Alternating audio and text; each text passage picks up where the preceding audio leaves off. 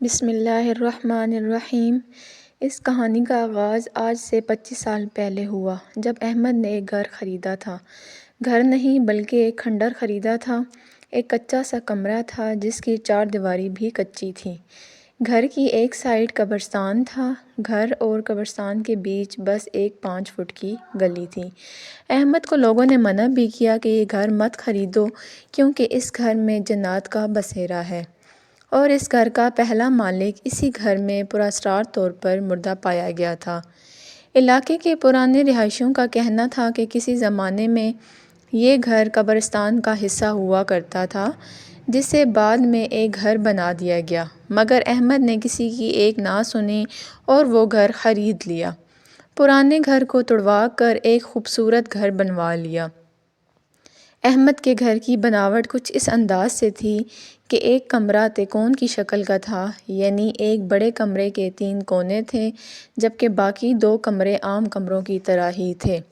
اصل میں یہی وہ تکونی کمرہ وہ جگہ تھی جہاں پہلے بھی پرانے گھر کا صرف ایک کمرہ ہوا کرتا تھا۔ اسی کمرے میں پرانے مالک مکان کی موت بھی ہو چکی تھی۔ احمد ایک جی دار بندہ تھا۔ احمد اور اس کے بیوی بچے اس گھر میں 6 سال تک رہائش پذیر رہے۔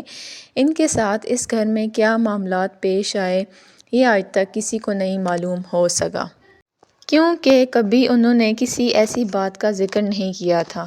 اب اللہ جانے یا وہ لوگ خود جانے کہ واقعی ہی وہاں کچھ نہیں تھا یا وہ جان بوجھ کر کسی کو کچھ نہیں بتاتے تھے۔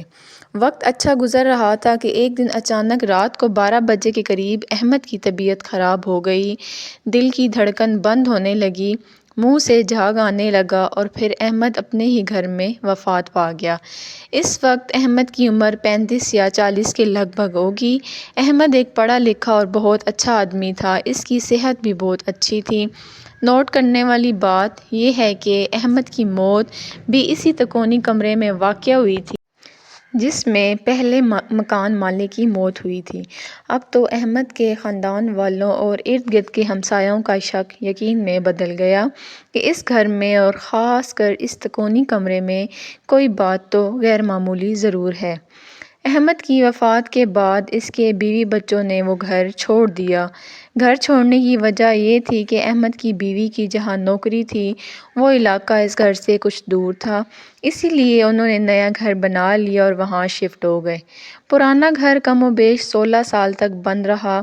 16 سال بعد احمد کا بڑا بیٹا، جس کی شادی کافی سال پہلے ہی ہو چکی تھی، اس کا نام اذان تھا، اذان اور اس کے بیوی بچے اس گھر میں شفٹ ہو گئے، جبکہ احمد کے باقی بہن بھائی اور ماں نئے گھر میں ہی رہائش پذیر رہے۔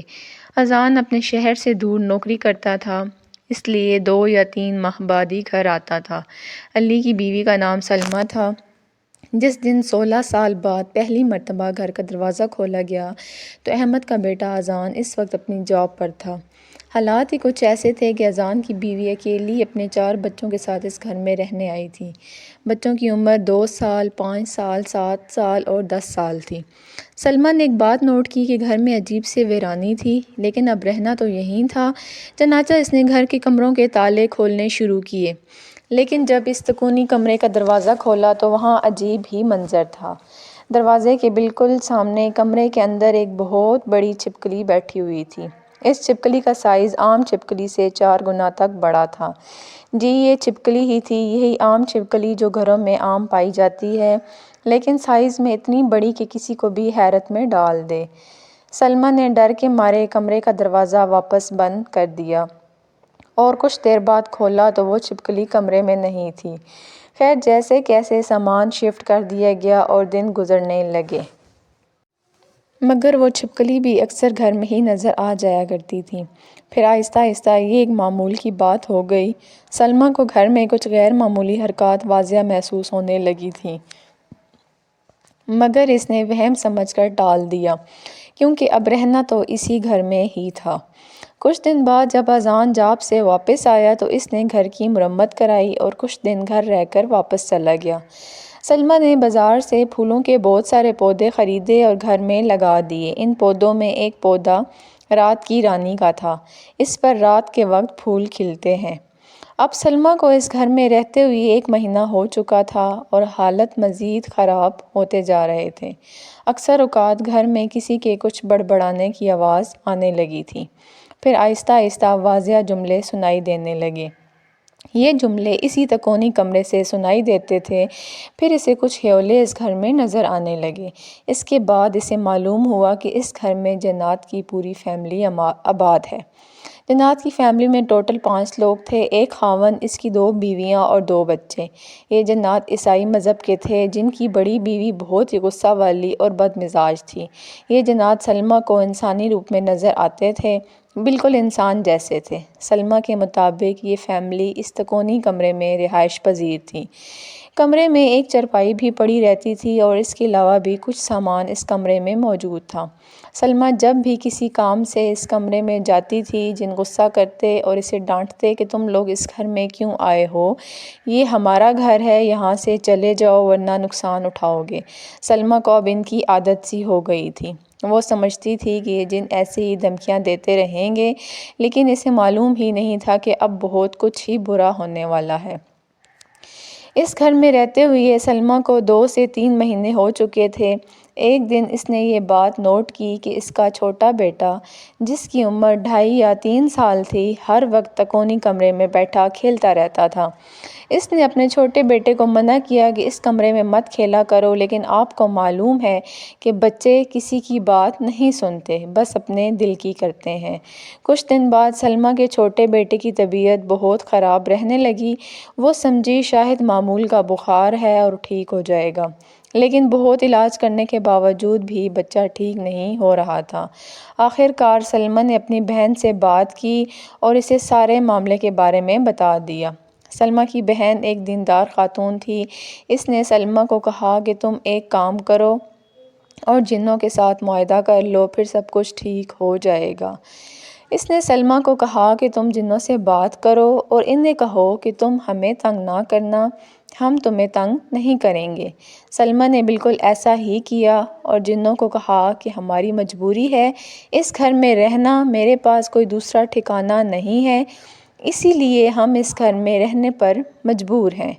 اگر آپ نے اس گھر میں رہنا ہے تو شوق سے رہیے، ہم آپ کو تنگ نہیں کریں گے اور آپ ہمیں تنگ مت کیجیے گا۔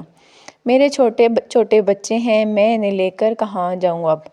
آپ اس گھر میں کسی ایک کمرے میں رہ لیں، ہم وہاں نہیں آئیں گے اور آپ باقی گھر میں مت آنا۔ جنہوں نے سلمیٰ کی بات مان لی اور اسے کہا کہ ٹھیک ہے، بس اس بڑے کمرے میں مت آیا کرو، باقی پورا گھر تمہارا ہے، جہاں تم نے رہنا ہے رہو، اب ہم تمہیں تنگ نہیں کریں گے۔ اسی طرح کافی دن گزر چکے تھے اور ماحول بالکل پرسکون تھا۔ سلمیٰ کے بیٹے کی طبیعت بھی ٹھیک ہو گئی تھی۔ ایک دن سلمیٰ کا خاوند چھٹی پر گھر واپس آ گیا۔ سلمیٰ نے اسے پورے حالات سے آگاہ کیا اور بتایا کہ بڑا کمرہ میں نے بند کر دیا ہے، تم بھی وہاں مت جانا۔ یہ سن کر اذان کو بہت غصہ آیا اور اس نے سلمیٰ کو ڈانٹا کہ یہ تم نے کیا کر دیا، اس طرح تو یہ مخلوق اس پورے گھر پر قابض ہو جائے گی، پھر کیا تم پورا گھر چھوڑ کر چلی جاؤ گی؟ اس نے بیوی کو کہا کہ جاؤ ابھی کمرہ کھول کر آؤ اور اس کمرے میں آنا جانا رکھا کرو، تاکہ یہاں جب چہل قدمی ہوگی تو وہ جنات یہ گھر چھوڑ کر چلے جائیں گے، ورنہ وہ یہاں پوری طرح حاوی ہو جائیں گے۔ سلمیٰ نے شوہر کی بات مان لی اور مجبوراً کمرے کا دروازہ کھول دیا۔ سلمیٰ کا خاوند کچھ دن گھر رہنے کے بعد واپس چلا گیا۔ اس کے جانے کے بعد سلمیٰ کے چھوٹے بیٹے کی طبیعت مزید خراب رہنے لگی۔ سلمیٰ نے اس سارے واقعے سے اپنی بہن کو آگاہ کیا۔ سلمیٰ کی بہن نے اسے کہا کہ تم میرے پاس آ جاؤ، ہم اس کا روحانی علاج کراتے ہیں۔ سلمیٰ اپنے بچوں کو لے کر اپنی بہن کے گھر چلی گئی۔ ایک مولوی صاحب نے بچے کا علاج شروع کیا اور کہا کہ اس کا علاج 40 دن تک جاری رہے گا، اس کے بعد انشاءاللہ بچہ ٹھیک ہو جائے گا اور جنات بھی گھر سے نکل جائیں گے۔ سلمیٰ اپنے گھر واپس آ گئی اور مولوی صاحب کا بتایا ہوا وظیفہ پڑھنا شروع کر دیا۔ اس کے علاوہ نمازیں اور قرآن پاک کی تلاوت بھی شروع کر دی۔ دم کیا ہوا پانی گھر میں چھڑکنے لگی۔ جب سلمیٰ گھر میں قرآن پاک پڑھنا شروع کرتی تو جنات اسے منع کرتے تھے اور کہتے تھے کہ یہ مت پڑھو ورنہ تم بہت پچھتاؤ گی۔ استغفر اللہ۔ لیکن سلمیٰ نے تلاوت جاری رکھی اور بچے کا علاج کرواتی رہی، اور اللہ کے حکم سے اور تلاوت کی فضیلت سے بچہ ٹھیک ہو گیا اور جنات بھی وہ گھر چھوڑ کر چلے گئے۔